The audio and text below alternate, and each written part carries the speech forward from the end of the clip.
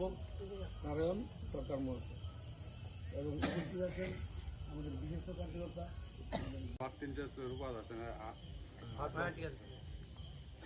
সুব্রত দেব, যে আমাদের 22 নম্বর বুথের দেবতুল্য কার্যকর্তা এবং শিক্ষা প্রমুখ। নমস্কার মিডিয়া বন্ধুদেরকে গণেশ পূজার শুভেচ্ছা রইল এবং মনসা পূজার শুভেচ্ছা রইল। আজকে এখানে 29-এর 22 নম্বর বুথ লক্ষ্মীপুর গ্রাম পঞ্চায়েত। এখানে অনেক সমস্যা নিয়ে আলোচনা হয়েছে, বুথে আলোচনা হয়েছে। দীর্ঘ এই 35 বছর এখানে আমাদের সিপিএমের নেতার এখানে ঘাঁটি, অনেক কিছু প্রবলেম ছিল। এই প্রবলেমগুলি নিয়েই আলোচনা হয়েছে আজকে।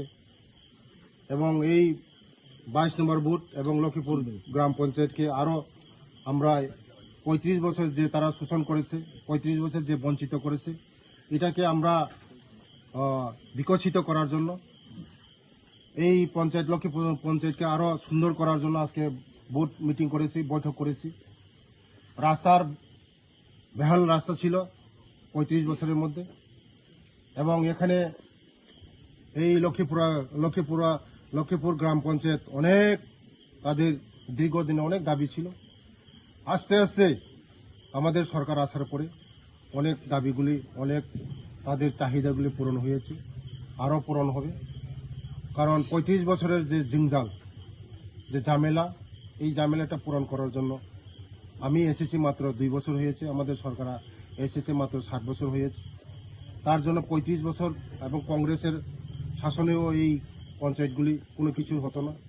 আজকে আমাদের বিজেপি সরকার আসার পরে এখানে স্কুলের বাউন্ডারি হয়েছে, এই আমাদের রাস্তার এই পেপার ব্লকের ব্যবস্থা হয়েছে, এবং অনেক কিছু হয়েছে। এখানে অনেক ডেভেলপমেন্ট হয়েছে। বাজারের মধ্যে সোলার লাইট ব্যবস্থা করে দেওয়া হয়েছে, এবং এই পঞ্চায়েতকে আরও এগিয়ে নেওয়ার জন্য, এই পঞ্চায়েতকে আরও উন্নতি করার জন্য আমরা আজকে বুথ মিটিং করেছি। এবং আগামী দিনের 31-এ 125তম মন কি বাতকে শোনার জন্য, শ্রবণ করার জন্য আমরা এখানে মিটিং করেছি। আমরা 125তম মন কি বাত আমাদের প্রধানমন্ত্রীর যে 125তম, আমরা সবাই এখানে এই 22 নম্বর বুথে বসে শ্রবণ করব। কমসে কম বুথের মাধ্যমে 1-200 আমাদের জনগণ থাকবে। প্রধানমন্ত্রীর যে মন কি বাত শুনবো আমরা, এবং এই বুথের মধ্যে আমরা আলোচনা করব যে এই বুথের মধ্যে যে সমস্যাগুলি সমাধান করার জন্য। হয় নাই, এখানে শুধু সিপিএমের রাজনীতি করেছে, বুথের রাজনীতি করেছে। সিপিএমের এই যে নেতারা নিজেরাই রাবার চুরি করেছে, নিজেরাই বেনিফিশিয়ারি হয়েছে, অনেক কিছু তারা কেলেঙ্কারি আসছিল। এই লক্ষ্মীপুর গ্রাম পঞ্চায়েতের মধ্যে, এই বুথের মধ্যেই সিপিএমের টাবর নেতা এই কৃষ্ণপুরের ওরা সমস্ত লুণ্ঠন করে নিয়েছে, সমস্ত জনগণের কোনো সুবিধা দেয়নি। আজকে 35 বছর যদি তারা কাজ করত, আজকে এই লক্ষ্মীপুর গ্রাম পঞ্চায়েতের এই হাল হকির হয় না। আমাদের সরকার মাত্র 60 বছর হয়েছে, অনেক কিছু ডাবল করেছি আমরা।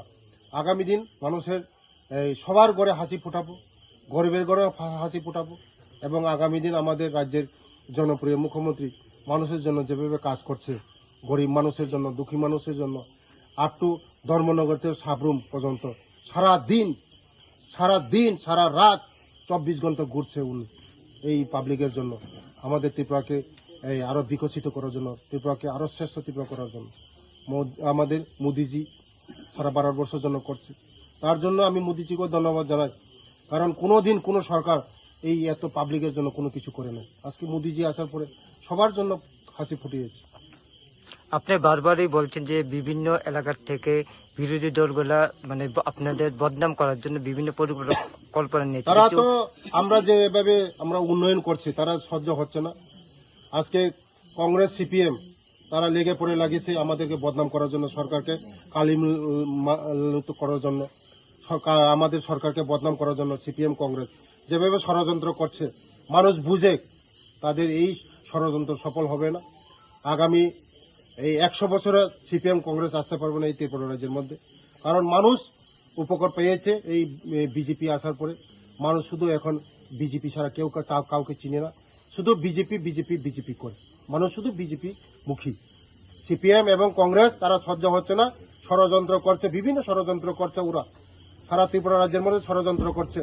আমাদের জাতি উপজাতি আমরা যেভাবে বন্ধুত্বপূর্ণ এদেরকে একটা ষড়যন্ত্র করে দাঙ্গা করার ষড়যন্ত্র করছে, সারা ত্রিপুরাকে আগুন জ্বালার জন্য মানে তারা ষড়যন্ত্র করছে। এটা কোনোদিন সফল হবে না। এই এলাকার জন্য কি পরিকল্পনা রয়েছে? আগামী দিন এই গ্রামের, আগামী দিন এই সারা ত্রিপুরা রাজ্যে, শুধু এই গ্রামের না, সারা ত্রিপুরা রাজ্যের মানুষ হাসি ফুটবে। সারা ত্রিপুরা রাজ্যের মানুষ শুধু মোদিজির গান গাইবে।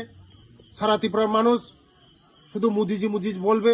সারা ত্রিপুরার যারা বেকার মানুষ, যারা খেতে খাওয়ার মানুষ হাসি ফুটবে। আগামী দিন আমাদের ত্রিপুরা রাজ্য এগিয়ে যাচ্ছে, এগিয়ে যাবে, রুখবে না। যতই ষড়যন্ত্র করুক সিপিএম এবং কংগ্রেস, যতই ষড়যন্ত্র করুক, কোনোদিন মোদিজির চাক্কা রুখবে না।